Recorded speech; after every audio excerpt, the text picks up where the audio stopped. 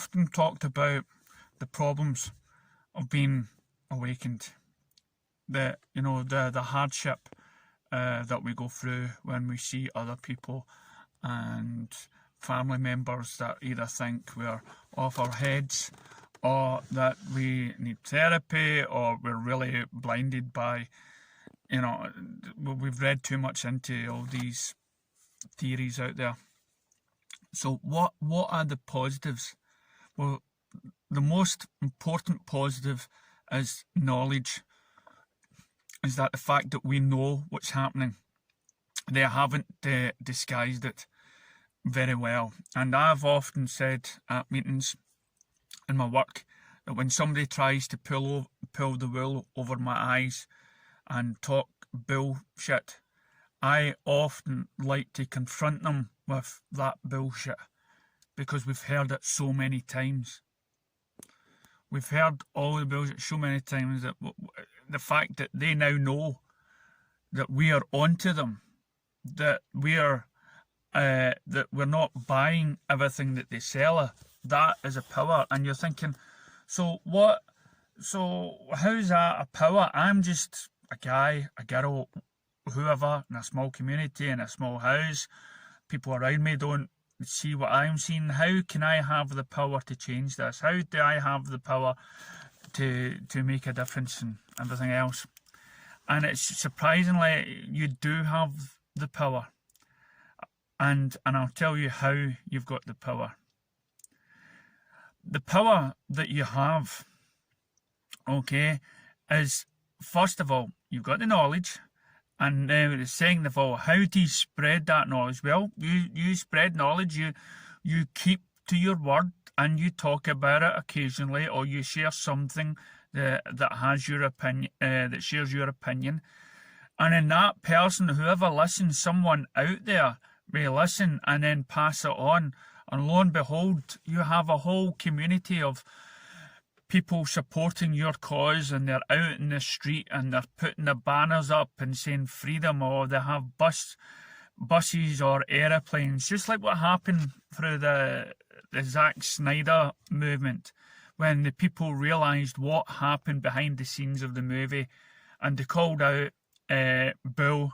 They got big companies to actually release what the fans wanted. That is the power of tweeting, the power of just saying a sentence or a line and getting somebody to like it and retweet. That's the power. That is like what you would say, a bit of water in a waterfall. You get a wee bit of water and you pour it, and it's just a little bit of water, but that wee water ends up in a river, ends up in a sea, and then it becomes massive. That little bit expands and becomes something greater, and that's how powerful you can be. But to be that powerful, you have to stick to what you believe in. You have to stick knowing that there's other people out there that will pass on that stuff.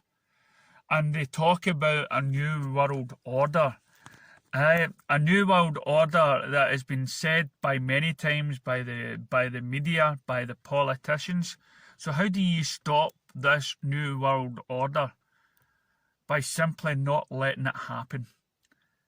I've had videos from Israel and everything else that have been, their liberties and their freedoms have been taken away, and they're counting in other cities around the world for help. And we can't just exactly get onto a car or a plane and fly there and fight the fight.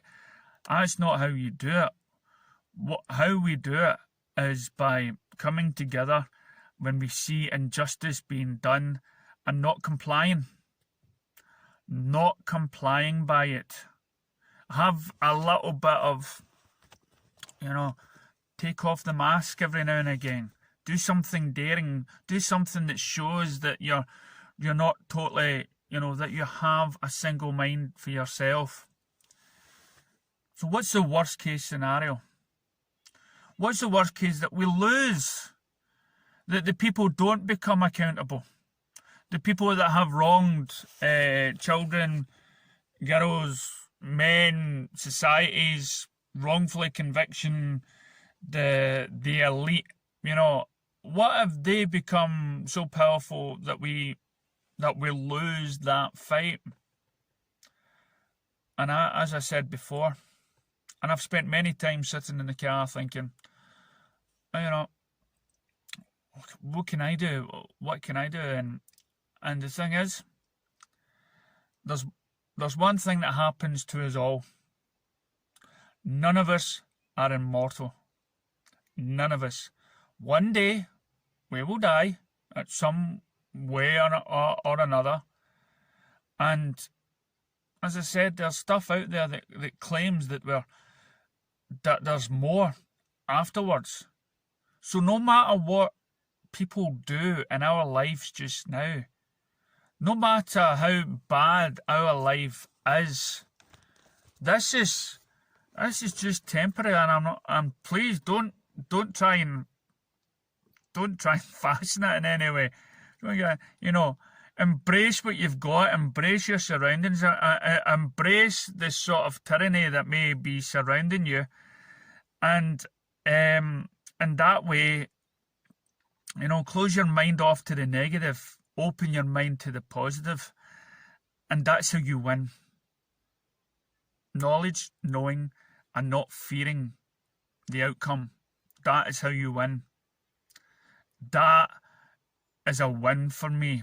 Knowing, and I've lived my life for a long time like that, doing stuff that you believe is right, fundamentally, spiritually, if you believe full-heartedly that you're in the right and your decisions are right, have no regrets, that your decisions is for the better, and then, you know, you have then got that control. Then you can, whenever the time has come, you have no regrets because you lived your life the way, you know, what you believe was potentially good for all, even though people around you don't see it, you know, because they're already in their own wee voyage, and it's up to them to find their own paths, their own way of what's right and what's wrong.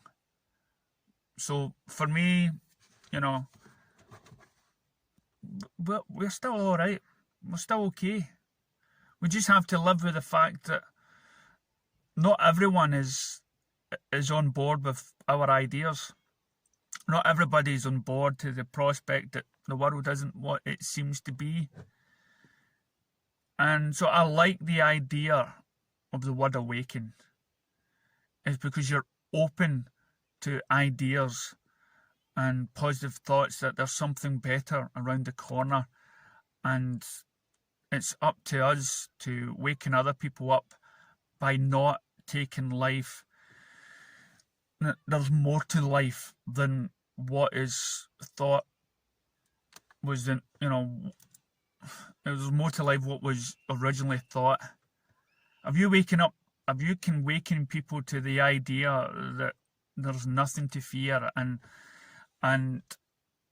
just enjoy life, that is a great awakening, and that's the positive I can get out of this. And thanks for watching.